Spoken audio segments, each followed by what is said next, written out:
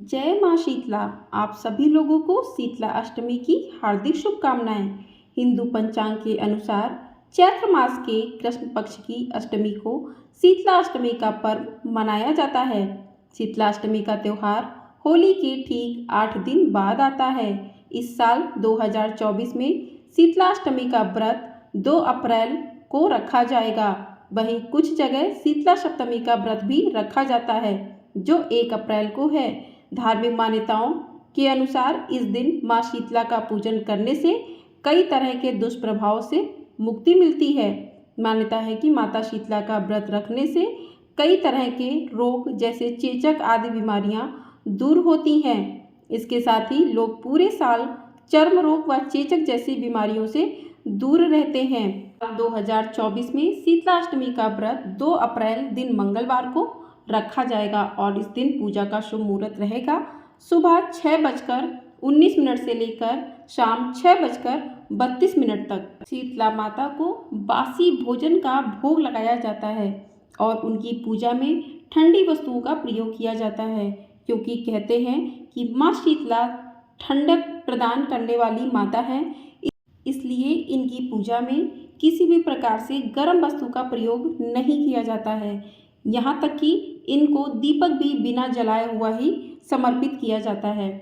इस दिन को बसौड़ा अष्टमी भी कहा जाता है, क्योंकि माँ शीतला को इस दिन बासी भोजन का भोग लगाया जाता है और इस दिन शीतला अष्टमी व्रत की कथा भी अवश्य सुनी जाती है। तो इस वीडियो में हम सुनेंगे शीतला अष्टमी व्रत कथा।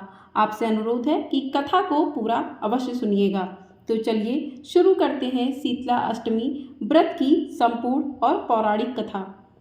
एक बार शीतला माता ने सोचा कि चलो आज देखूं कि धरती पर मेरी पूजा कौन करता है, कौन मुझे मानता है। यही सोचकर शीतला माता धरती पर राजस्थान के डुंगरी गांव में आई और देखा कि इस गांव में मेरा मंदिर नहीं है और न ही मेरी पूजा होती है। माता शीतला गांव की गलियों में घूम रही थीं। तभी एक मकान के ऊपर से किसी ने चावल का उबला पानी नीचे फेंका।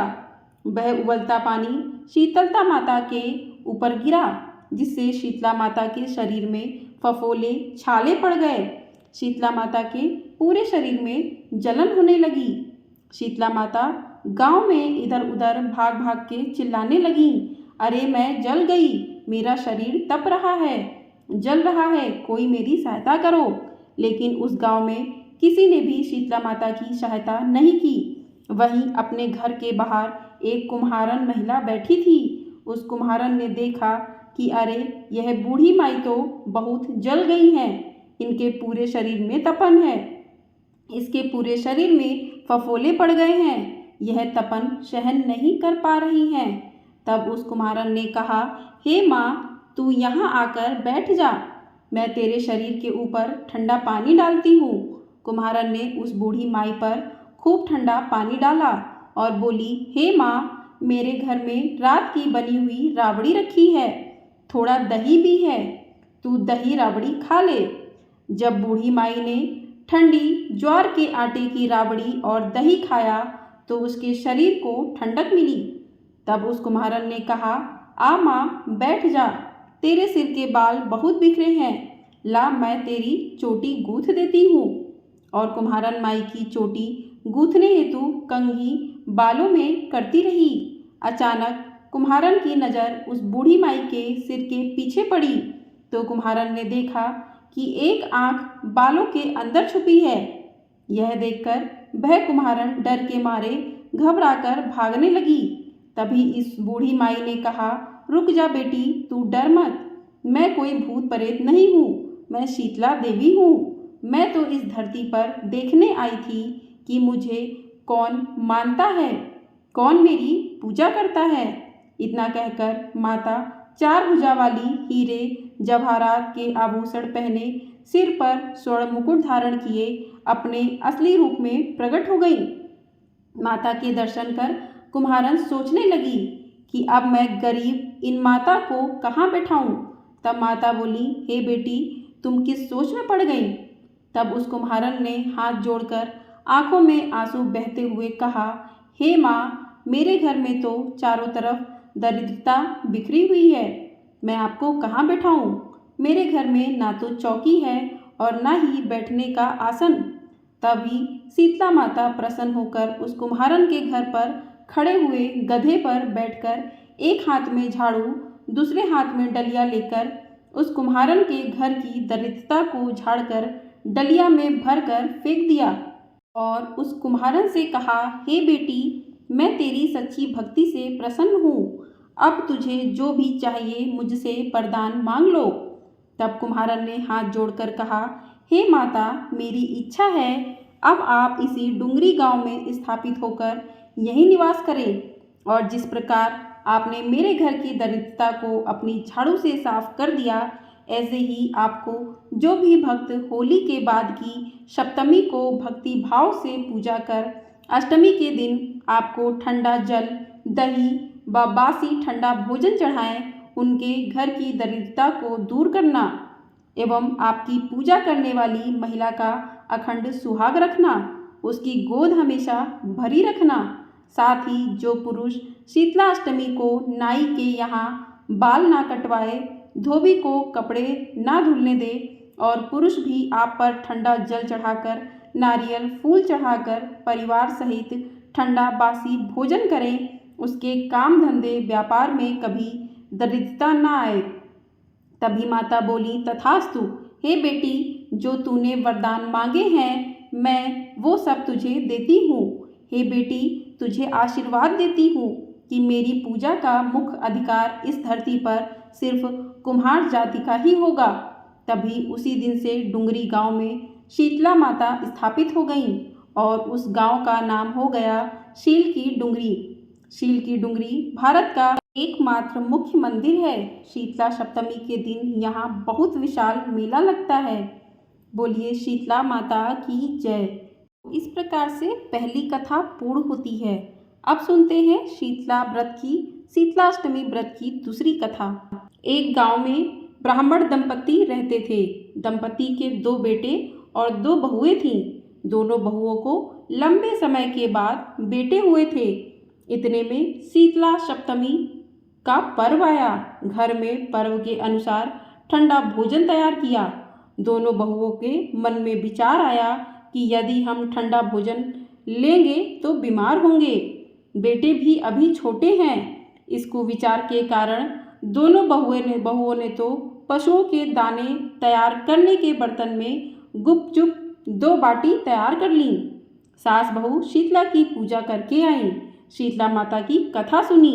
बाद में सास तो शीतला माता के भजन करने के लिए बैठ गईं। दोनों बहुएं बच्चे रोने का बहाना बनाकर घर आ गईं। दाने के बर्तन से गरम गरम रोटला निकाले, चूरमा किया और पेट भर कर खा लिया। सास ने घर आने पर बहुओं से भोजन करने के लिए कहा। बहुएं ठंडा भोजन करने का दिखावा करके घर काम में लग गईं। सास ने कहा, बच्चे कब के सोए हुए हैं, उन्हें जगाकर भोजन करा लो। बहुएं जैसे ही अपने अपने बेटों को जगाने गईं तो उन्होंने उन्हें मृत पाया। ऐसे बहुओं की करतूतों के फलस्वरूप शीतला माता के प्रकोप से हुआ था। बहुएं विवश हो गईं। सास ने घटना जानी तो बहुओं से झगड़ने लगीं।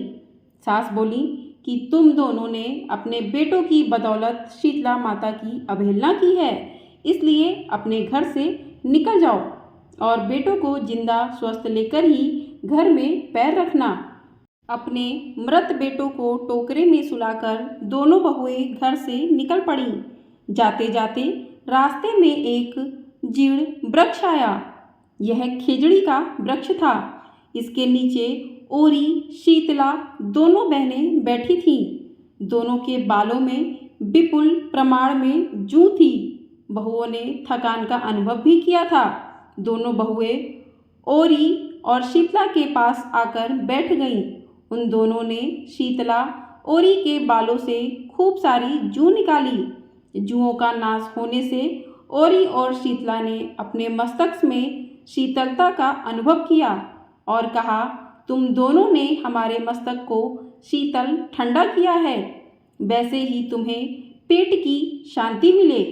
दोनों बहुएं एक साथ बोली कि पेट का दिया हुआ ही लेकर हम मारी मारी भटकती हैं, परंतु शीतला माता के दर्शन हुए ही नहीं हैं। शीतला माता ने कहा कि तुम दोनों पापिनी हो, दुष्ट हो, दुराचारिणी हो, तुम्हारा तो मुंह देखने भी योग्य नहीं है।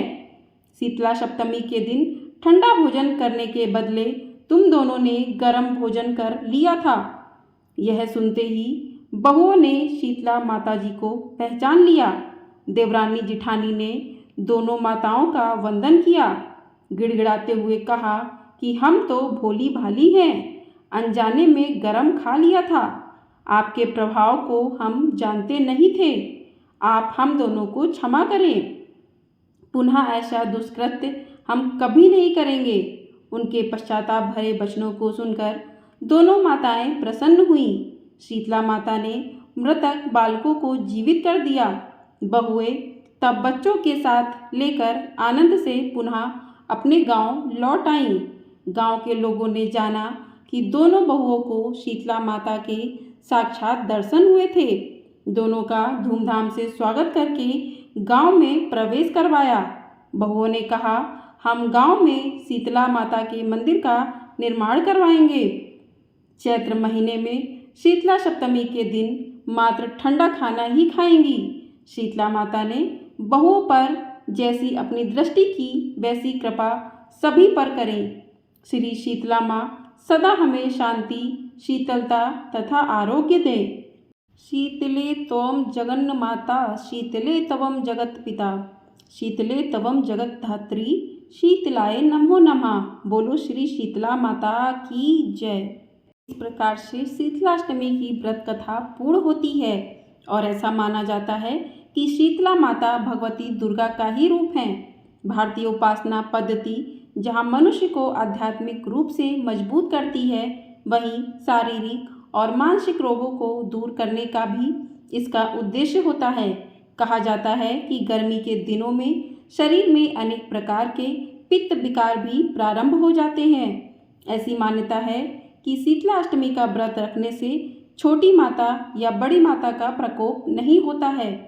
शीतला सप्तमी और शीतला अष्टमी का व्रत मनुष्य को चेचक के रोगों से बचाने का प्राचीन काल से चला आ रहा व्रत है।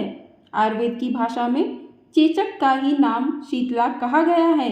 अतः इस उपासना से शारीरिक शुद्ध, मानसिक पवित्रता और खान पान की सावधानियों का संदेश मिलता है। इस व्रत में अष्टमी के दिन कलश स्थापित कर माता का पूजन किया जाता है तथा प्रार्थना की जाती है कि चेचक, गलघोटू, बड़ी माता, छोटी माता, तीव्र दाह, दुर्गंधयुक्त फोड़े, नेत्र रोग और शीतल जनित सभी प्रकार के दोष शीतला माता की आराधना पूजा से दूर हो जाएं। इस दिन शीतला स्रोत का पाठ शीतल जनित व्याधि से पीड़ितों के लिए हितकारी होता है। स्रोत में भी स्पष्ट उल्लेख है कि शीतला दिगंबर है, गर्दभ पर आरूढ़ है, शुभ मार्जनी और नीम पत्तों से अलंकृत हैं। इस अवसर पर शीतला माँ का पाठ करके निरोग रहने के लिए प्रार्थना की जाती है।